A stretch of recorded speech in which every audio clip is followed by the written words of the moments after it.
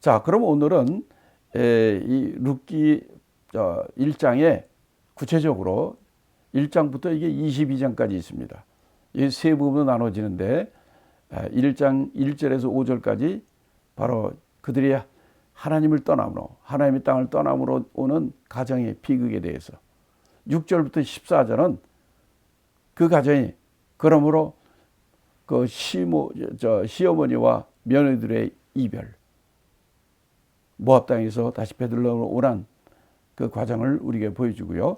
15절부터 22절까지는 그래서 이 나오미는 그 며느리 룻과 함께 베들레헴으로 돌아오는, 동행해서 다시 베들레헴으로 돌아오는 귀주, 동행해서 귀주하는 그 장면, 이 세 장면으로 우리가 나눠서 말씀드리겠습니다.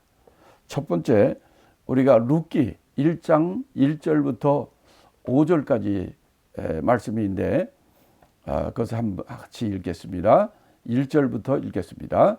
사사들이 치리하던 때에 그 땅에 흉년이 드니라. 유다 베들레헴의 한 사람이 그 아내와 두 아들을 데리고 모압 저방에 가서 우거하는데 그 사람의 이름은 엘리멜렉이요 그 아내의 이름은 나오미요 그 두 아들의 이름은 말론과 기련이니 유다 베들레헴 에브라 사람들이더라. 그들이 모압 지방에 들어와서 거기 유하더니 나오미의 남편 엘리멜렉이 죽고 나오미와 그 두 아들이 남았으며 사사들이 치리하던 때 1절에 보면 그 땅에 흉년이 드니라 그랬어요. 자, 이 시기가 어느 때냐면 사사들이 치리한 때라 그랬어요. 이때 어떤 일이, 무슨 일이 일어났다는 겁니까? 그들이 모압 지방으로, 베들레헴에 살던 사람들이 그 온 식구가 모압 지방으로 이사를 갔다는 거예요. 그래서 어디로 갔느냐면 베들레헴에서 모압 지방으로, 모압이라는 것은 여러분이 지도 보셨는지 모르겠지만 지도 이따가 보여드리겠습니다. 베들레헴이라는 건 유다 땅이죠. 베들레헴 유다 땅인데 바로 이방인이 사는 요단강 그 건너편 이 모압 쪽이 사는 모압 지방으로 간 거예요. 근데 어떻게 하느냐? 우거했다는 거예요. 우거라는 것은 거주하는 거하고 좀 다릅니다. 우거한다는 것은 임시로 거주하는 것을 우거라고 그래요. 그러니까 우거한다는 거는 그냥 야 어딘가 좀 어떤가 보고 조변 있고 아니면 다시 올 생각으로 이렇게 임시적으로 거주하는 것을 우거라 합니다. 왜 그랬느냐? 그 땅에 흉년이 들어가지고 그래서 이 모압 땅으로 좀 더 잘 살아보려고 그 땅으로 옮겼다는 거죠. 1절에 보면 여기서 이렇게 얘기를 했는데 여기서 1절에 보면 사사들이 치리한 때라 그랬어요. 사사기 시대입니다. 사사기의 특징이 뭐냐면 이스라엘 역사를 우리가 보면은 아브라함 때부터 시작하지 않습니까? 이스라엘 민족이 아브라함의 백세에 이삭을 낳고 이삭이 야곱을 낳고 야곱이 아들이 열두 아들이 있었는데 아브라함과 이삭과 야곱이 됐고 야곱이 12아들을 낳는데 그 11번째 아들이 요셉이었지 않습니까? 그 요셉을 애굽의 형제들이 팔았지 않습니까? 그래 그 애굽의 종으로 팔려간 요셉이 그 나라에서 총리가 된 거예요. 근데 이때가 대흉년 기근 때라 이 요셉이 그 아버지와 그 형제들을 다 부르지 않습니까? 그래가지고 애굽으로 가서 그들이 430년 동안 애굽에서 살게 됐는데 요셉이 있을 때는 그래도 잘 대접을 받았지만 그 후부터는 그들이 종살이를 하게 된 거예요. 이때 430년 후에 하나님께서 모세라는 사람을 통해서 그들을 출애굽을 시키지 않습니까? 그래서 40년 동안 광야 생활을 하고 드디어 하나님의 약속의 땅으로 그들이 요단강을 건너서 들어갑니다. 그때부터 그 후부터 어떤 일이 벌어졌느냐면 사사 시대가 되는 거예요. 그때까지만 해도 그들은 종생활, 그다음에 광야 생활 이런 걸 이럴 때 그들은 하나님을 따랐다고요. 하나님을 잘 섬기는 그런 사람들이었어요. 물론 그 중간에 많은 어려움도 있었지만은 그래 하나님의 도우심으로 그들이 가나안 땅에 정복하게 된 거죠. 그래 정복한 다음부터는 이게 좀 문제가 달라지는 거예요. 그들이 이제 살만하니까 그들이 하나님을 떠납니다. 그 다음 세대들은 하나님을 몰라요. 그래서 사사기 21장 25절에 보면 그때 이스라엘에 왕이 없으므로 사람이 각각 그 소견에 오른 대로 행하였더라. 지금 세대와 비슷한 거 어때요? 사람은요 먹고 살만하고 편해지면요 하나님을 떠납니다. 이때 이스라엘 사람도 마찬가지였어요. 사람이 각각 그 소견에 오른 대로 이렇게 생활하는 거예요. 특별히 지금 세대는 포스트 모더니즘. 그거는 사람들이 다 의견이 달라. 그 사람 그래서 그런 거고 이 사람 그래서 그런 거고 완전히 인본주의로 돌아가는 거예요. 우린 그렇게 살면 안 됩니다. 우리 인간은 내 생각은 이래도 하나님이 어떤 생각일까? 하나님의 뜻은 무엇인가? 하나님의 뜻대로 사는 자가 되어야 돼요. 그러니까 이때 하나님은 멀리하고 각자 지 생각대로 사니까 사는 게 어떻겠습니까? 하나님을 떠난 자들이 어떻게 살겠습니까?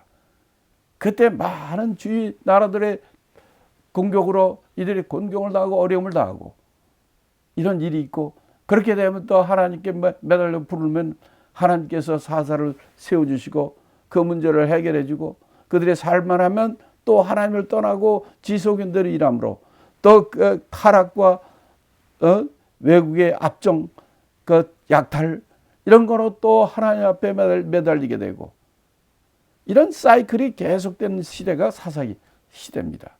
이 사사기 시대 때 지금 룻기의 일이 이루어지는 거예요.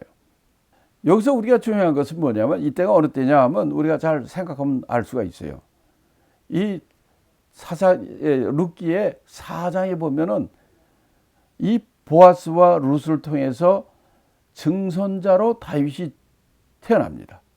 그러니까 보아스 룻이 증조 할아버지예요. 할머니 할아버지. 그 다음에 그 아들 오벳 할아버지. 이세가 아버지. 그 다음에 다윗이에요. 그러니까 이 보아스 룻이 있는 이 시대가 어떤 시대인지 알 수가 있죠. 이 사사기 시대 중에서 초반기냐 중반기냐 하반기냐 이거 금방 알 수가 있죠. 왜냐하면 한 세대가 예를 들어서 20, 30년 있다 애 낳고 보통 그랬으니까 그걸 따지면은 한 100년, 110, 200년, 100년에서 200년 사이 사사기 중간에 있는 시대라는 것을 우리가 알 수가 있습니다.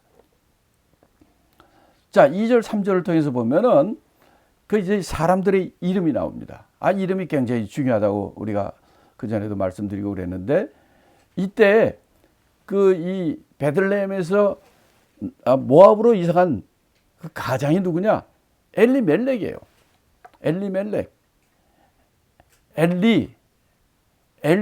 엘리는 무슨 뜻이냐면요. 엘은 하나님이고 이하면 나라는 뜻이에요.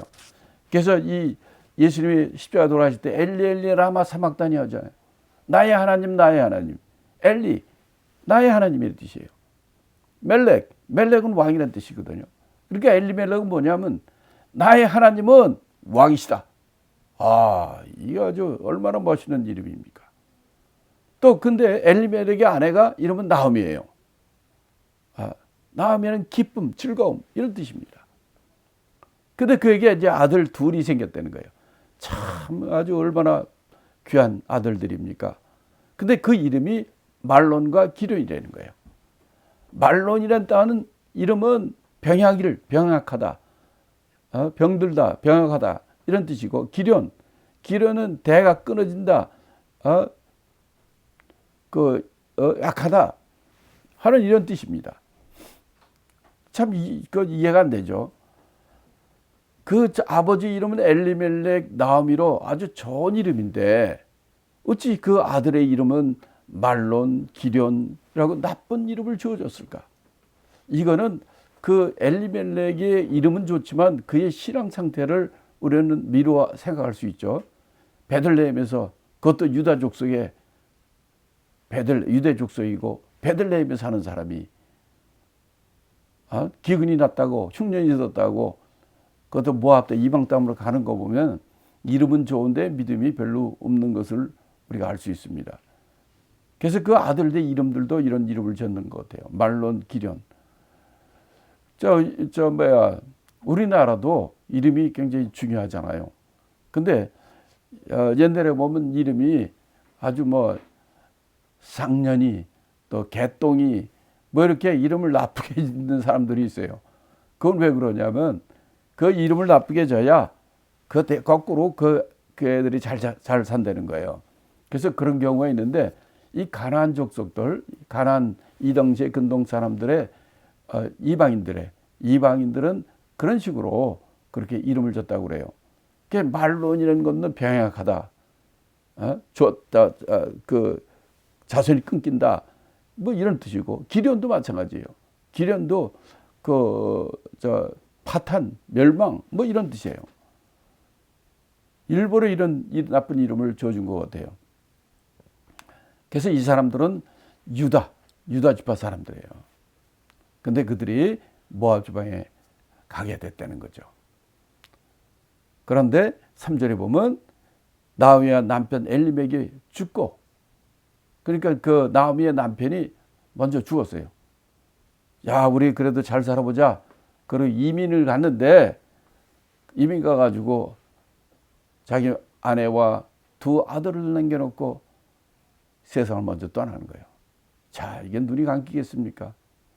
많은 후회와 안타까움이 있었을 거예요. 이게 지도에 보는 것처럼 베들레헴은 예루살렘 남쪽에 있습니다. 그 옆에 사해가 있죠. 그리고 그 위로 갈릴리 호수가 있는데 그 사이가 요단강입니다. 그 반대쪽에 있는 서편 쪽에 있는 동편에 있는 그 땅이 모압 땅이에요. 그러니까 이 베들레헴에서 요단강을 건너서 이 모압 땅으로 그들이 이사하게 된 거죠. 자, 이렇게 그 이름이 굉장히 중요한데 이렇게 이름 좋은 이 부부가 그 자기 아들들의 이름을 정말 이렇게 나쁜 이름을 지어 놓았는데 그러려고 그랬겠어요? 하나님의 뜻대로 하든지 아니면 세상에서 이런 이름이 좋더라 하더라 거꾸로 이렇게 허물어 말미암아 이 이름대로 이들은 먼저 아내들 놔두고 그 두 아들도 이 세상을 떠나게 되는 사건이 4절 5절에 나옵니다. 자, 4절 5절 읽어보겠습니다. 그들은 모압 여자 중에서 아내를 취하였는데 하나의 이름은 오르바요, 하나의 이름은 루시더라. 거기 거한 지 10년 즈음에 말론과 기련 두 사람이 다 죽고 그 여인은 두 아들과 남편의 뒤에 남았더라. 이렇게 되어 있습니다. 하하, 여기 보면 이 사람들은 바로 이 예수 그리스도의 족보, 유다 지파에서 나오잖아요. 그 족보에 있는 사람들인데 지는 죽고 그 아들들을 모압 여자들하고 결혼시킨 거예요. 그런데 이 말론과 기련 이 두 아들이 아이도 낳지 못하고 죽어버렸습니다. 그러니까 결국은 어떻게 되느냐? 모압 땅으로 이민 간 지 10년 좀 넘었을까? 10년 만에 그 남자들은 다 죽은 거예요. 남은 사람은 과부 셋이 나온 거예요. 이런 가정에 큰 비극이 오게 된 겁니다. 자, 여기서 이제 이 오르바 며느리가 아들이 둘이었는데, 그러니까 며느리도 둘이 된 거죠. 그 이름이 하나는 오르바고 또 하나는 룻이라는 거예요. 오르바라는 건 구름처럼 뜬다, 또 목 뒤 이런 의미고, 룻은 friendship, 친구 이런 뜻이에요. 특별히 이제 여자친구 이런 뜻인데, 자, 여기서 보면 아들은 말론과 기련인데 며느리는 오르바와 룻이라고 그랬어요. 그러면 누가 누구의 아내인가? 오르바의 남편은 누군가? 룻의 남편은 누군가입니다. 자, 아들 그 이름 순서로 보세요. 아들 이름 순서가 어떻게 됐습니까? 여기 보면 말론과 기론이라고 나오죠. 말론이 먼저 나옵니다. 여자 두 과부 남은 이 모압 여인의 아내의 순서를 보면 오르바와 룻입니다. 그러면 말론의 아내가 누구겠어요? 우리는 상식적으로 생각하면 오르바 이렇게 얘기할 거예요. 왜? 순서가 그렇게 돼 있으니까. 근데요, 이건 그게 그 순서가 아닙니다. 룻기 4장에 보면 4장 10절에 보면 또 말론의 아내 모압 여인 룻을 사서 나의 아내로 취하고 이렇게 나옵니다. 그러니까 룻이 누구의 아내예요? 말론의 아내예요. 우리가 여기에 이거에 속아나 먹으면 안 됩니다. 그러니까 룻은 큰아들의 아내입니다. 오르바는 둘째. 근데 이제 거의 거한 지 10년 후에 두 아들도 죽었다는 거죠. 그러니까 이 남자 셋은 다 죽고 여자 과부 셋만 남은 거예요. 갈 때는 든든하게 갔는데 10년 지난 데 보니까 남자들은 집안에 기둥된 남자들은 다 죽고 과부만 남은 거예요. 참 기가 막힌 문제잖아요. 기가 막힌 이 어려움이 가정이 그러니까 완전히 망한 거죠. 지금은 다릅니다. 여자들이 나가서 짭도 잘 얻고 돈벌이도 하지만은 옛날에는요 전부 땅 파서 하는 일입니다. 그래서 집안에 남자가 없으면 과부들은 먹고 살 길이 없어요. 힘이 없으니까. 그래서 성경에서는 구약 시대부터 계속 말하는 게 과부와 고아를 선대하라 이렇게 한 거예요. 왜? 아이들이나 여자는 힘이 없기 때문에 맨날 땅 파서 농사 짓는 일인데 그 일을 할 힘들이 없으니까 먹고 살 수가 없는 거예요. 그래서 과부와 고아를 도우라고 그러는 거예요. 그런데 지금 힘쓸 남자는 다 죽고 과부만 남았으니 이것이 무엇이겠습니까? 그런데 이런 가정의 귀한 어려움, 이렇게 가정의 문제가 생기는 그 원인은 무엇입니까? 첫째, 기근이라고 했어요. 왜? 그 땅에 흉년이 드니까 그들이 하나님의 약속의 땅을 떠나서 이방 땅으로 갔잖아요. 성경에도 보면 이 흉년, 기근이 들 때 많은 문제가 생겨요. 창세기 12장 10절에도 그 땅에 기근이 있으므로 아브라함이 애굽에 우고하러 갔다가 그리로 내려갔다가 그 땅에 기근이 심해서 그 땅에 내려갔다는 거예요. 그러니까 어떤 일이 벌어집니까? 지 아내 사라가 이 애굽 땅 왕의 왕국에 뺏겨버리지 않습니까? 하나님이 아주 그냥 결정적으로 그를 특별히 하나님의 보호하심으로 문제가 해결됐지 아내를 완전히 잃어버릴 뻔했습니다. 아니 아브라함은 믿음의 조상이고 약속의 땅으로 가라 그랬는데 아니 왜 애굽으로 내려갑니까? 그 기근, 흉년 때문에 그런 거예요. 우리 인생도 그런 사람 많죠. 또 창세기 26장 1절에도 아브라함 때에 첫 흉년이 들었더니 그 땅에 흉년이 들매 이삭이 그랄로 가서 블레셋 왕 아비멜렉에게 이르렀다. 이것도 보세요. 그 아들 이삭도 자기 아버지와 똑같이 흉년이 드니까 그랄 블레셋 왕한테 갔습니다. 그 블레셋 땅으로 간 거예요. 똑같이 지 아내를 속이고 아내가 블레셋 아비멜렉한테 바쳤죠. 이렇게 우리가 기근 들고 흉년이 들 때 우리 이 사회생활 이런 게 어려움이 올 때 이때 잘해야 됩니다. 지금 엘리멜렉 나오미 가정의 이 문제는 첫째 우리 주위의 환경의 문제, 기근 때문에 이런 문제가 일어나는 거예요. 원래 이런 문제로 유다라는 것도 찬송이라는 뜻이고요. 나오미라는 기쁨이라고 그랬잖아요. 이렇게 떠나니까 하나님의 찬송을 그치게 했고, 또 이렇게 그들이 하나님의 약속을 어기고 그들이 기근될 때 세상으로 옮겨지니까 하나님이 기쁨을 상실한, 나오미가 기쁨인데 기쁨을 상실하게 된 거예요. 또 하나님을 떠나 이방신이 있는 이방 땅으로 가잖아요. 베들레헴에서 모함으로 갔죠. 이렇게 함으로 하나님의 축복을 상실하는 이런 일이 벌어진 것입니다. 두 번째는 베들레헴을 떠났기 때문에요. 아니, 베들레헴이 어떤 땅입니까? 베들레헴이란 뜻은 베트 하면 하우스, 집이라는 뜻이에요.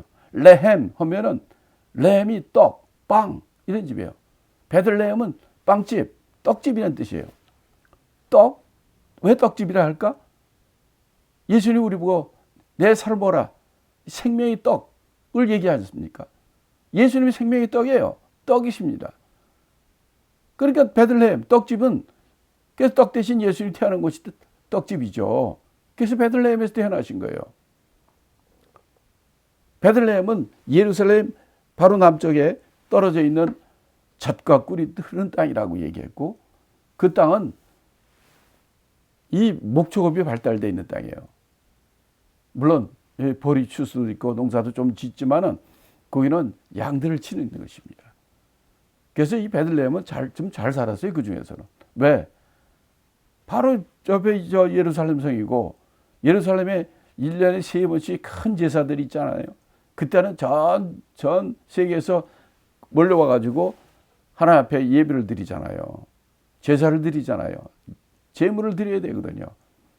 멀리선 다 갖고 올 수가 없기 때문에 그 주위에 베들레헴 양들이 그렇게 많이 팔려갑니다. 그래서 이들은 다른 데에 비해서 생활이 좀 난대요.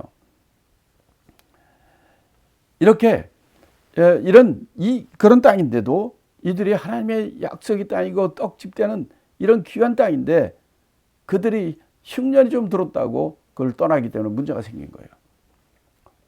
레위 26장 18절에도 19절에 이렇게 얘기합니다. 너희가 그렇게 되어도 내게 청정치 아니하면 너희 죄를 인하여 내가 너희를 7배나 더 징치할 것이냐. 내가 너희의 세력을 인한 교만을 꺾고 너희 하늘로 철과 같게 하며 너희 땅으로 놋과 같게 하리니 너희 수가 헛될지라. 땅은 그 산물을 내지 아니하고 땅의 나무는 그 열매를 맺지 아니하리라. 이렇게 하나님 말씀하셨어요. 그러니까 흉년이 드는 거예요. 이런 흉년이 들어도 베들레헴 떠나서는 안 됩니다. 세 번째는 베들레헴 떠나도 이들이 이방 땅에 이방 선인을 신기는 모압 땅으로 갔기 때문에 그런 거예요. 모압은 어떻게 생겼습니까? 모압이라는 것은요, 룻이 아니라 롯, 아브라함이 조카 말이에요. 그 롯이 아브라함과 갈등이 생겨가지고 눈에 보이는 좋은 땅으로 이사가잖아요. 그게 소돔과 고모라 땅이에요. 근데 하나님께서 그들이 악하니까 소돔과 고모라 성을 하나님이 그 징계를 내리죠. 그랬는데 그래서 롯의 아내는 죽고 롯과 두 딸만 살아가지고 그들이 살게 됐어요. 그때 이 두 딸이 롯을 술을 먹여가지고 자기들 딸과 동침하게 딸이 유혹을 해가지고 그 두 딸이 자식을 낳지 않습니까? 그래가지고 생긴 게 큰아들이 생긴 것이 모압이고 둘째 딸이 아들을 낳았는데 그것이 암몬이에요. 모압족과 암몬족이 그래서 생긴 것입니다. 근데 이 모압 족속은 우상 숭배하는 족이에요. 그모스라는 우상을 많이 섬깁니다. 민수기 21장 29절에도 모압아 내가 화를 당하였도다. 그모스의 백성아 내가 멸망하였도다. 그가 그 아들들로 도망케 하였고 그 딸들로 아모리인의 왕 시온의 포로가 되게 하였도다. 바로 이 우상을 숨기는 민족이 모압 족속이에요. 또 그는 이 선민인 이스라엘 민족이 광야 생활 동안에도 그들을 괴롭혔고 그들은 그래서 타락한 세상을 의미합니다. 이게 모압인데 이 모압으로 이사한 거예요. 그 네 번째는 우거하는 거예요. 우거라는 건 임시로 거주하는 것을 우거라고 한다고 그랬죠. 다시 말하면 어떤가 보러 간 거예요. 너 잠깐만 이따 돌아오지. 하고 가는 게 우거입니다.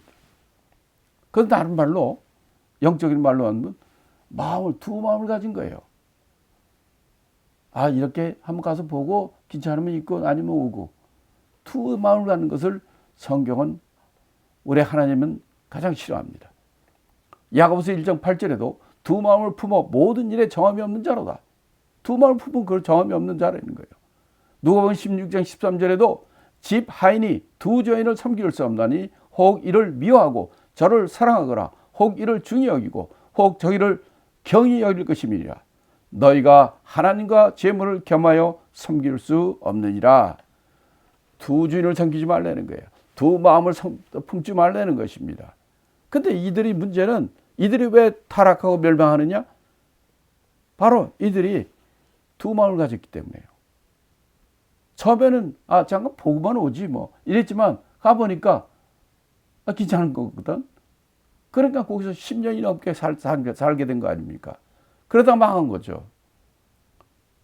또 이건 다섯 번째는 이 엘리멜렉이 지도자 아닙니까?